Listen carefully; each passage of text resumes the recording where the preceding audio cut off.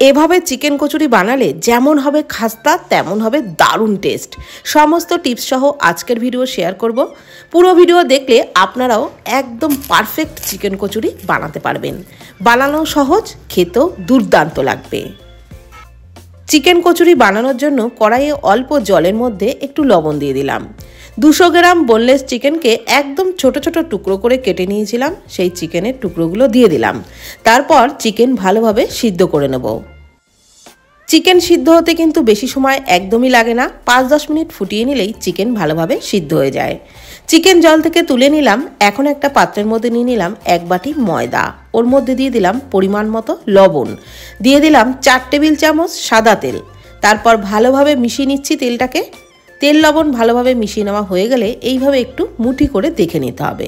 মুঠি মতো হয়ে গেলে অল্প অল্প জল দিয়ে ডোটাকে মেখে নিতে হবে। আর এই ডোটা কিন্তু লুচি পরোটার জন্য আমরা যেরকম ডো মাখি তার থেকে একটু শক্ত করে মাখতে হবে। খুব ভালো করে ঠেসে ঠেসে মেখে নেবেন, তাহলে কিন্তু কচুরিও ভালো হবে। মেখে নেওয়া হয়ে গেলে ওপরে একটু তেল মাখিয়ে ডোটাকে রেখে দেবো প্রায় 10 থেকে 15 মিনিট ঢাকা দিয়ে। এইভাবে একটু তেল মাখিয়ে রাখলে তাহলে ডোটা কিন্তু সফট থাকবে। এখন একটা বাটির মধ্যে নিয়ে নিলাম 1 টেবিল চামচ কর্নফ্লাওয়ার, ওর মধ্যে হাফ চামচেরও কম দিলাম বেকিং পাউডার, আর দিয়ে দিলাম 4 টেবিল চামচ মতো ঘি। তারপর সমস্ত কিছু খুব ভালো করে মিশিয়ে এরকম একটা ঘোল বানিয়ে নিলাম।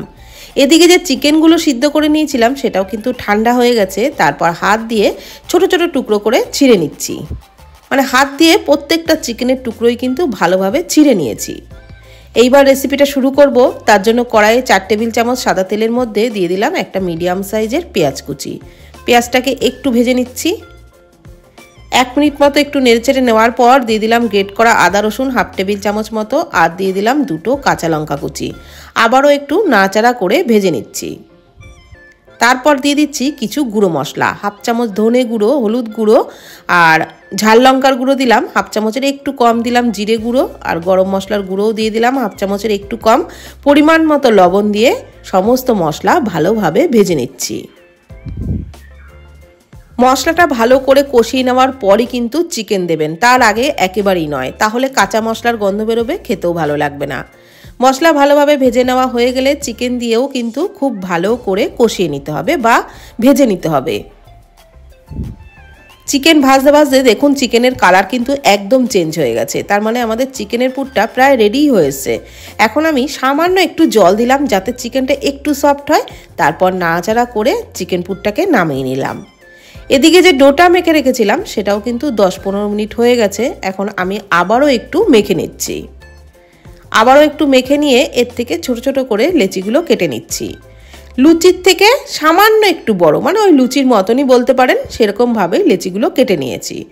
এখন চাকিতে একটু তেল মাখিয়ে নিলাম। তারপর একটা লেচি নিয়ে এইভাবে বেলে নিচ্ছি।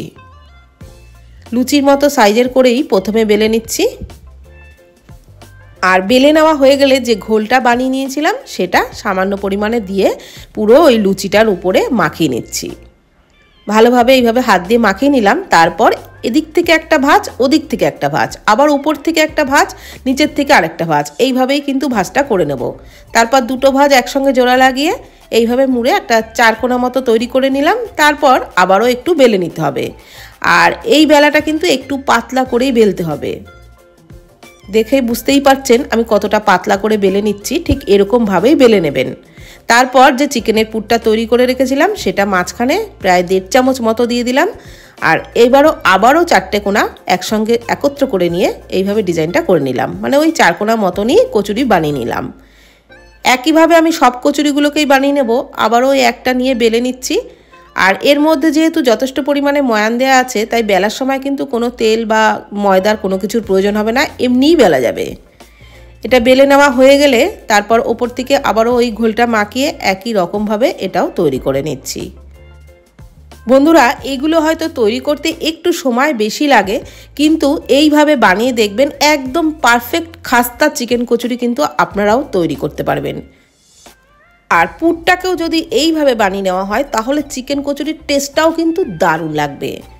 বেশ পাতলা করে বেলে নিয়েছি। আবারও একই রকমভাবে ওই 1.5 চামচ কি 2 চামচ মতো চিকেন পুর দিয়ে ঠিক এরকমভাবে মুড়ে নিচ্ছি। বানানো কিন্তু একেবারেই সহজ, একটু সময় লাগলেও বানাতে কিন্তু কোনো ঝামেলা নেই। এখন কড়াইয়ে সাদা তেল হালকা করে গরম করে নিয়েছি, খুব বেশি গরম কিন্তু করিনি। এইবার কচুরিগুলোকে ছেড়ে গ্যাসের ফ্লেম লো টু মিডিয়ামে রেখে ভাজতে হবে। আর ওপর থেকে এইভাবে তেল ছড়িয়ে ছড়িয়ে দিলে কচুরি কিন্তু দারুণ ফুলে উঠবে। দেখে বুঝতেই পারছেন কচুরি কতটা ফুলে উঠেছে।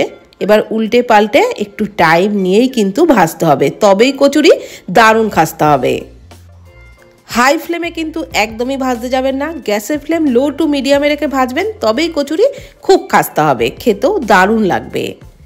তো উল্টে পাল্টে আমি কিন্তু সবকটা কচুরিকেই বেশ মুচমুচে করে ভেজে নিয়েছি। এইবার তেল ঝরিয়ে তুলে নিচ্ছি। আর একইভাবে আমি বাকি কচুরিগুলোকেও কিন্তু ভেজে নিয়েছি। তাহলে সকাল বিকেলের টিফিনে বা বাড়িতে গেস্ট আসলে আপনারা এইভাবে খাস্তা চিকেন কচুরি বানিয়ে নিন, খেতে দারুণ লাগবে। আর ভিডিওটি ভালো লাগলে প্লিজ কমেন্ট করবেন। ধন্যবাদ।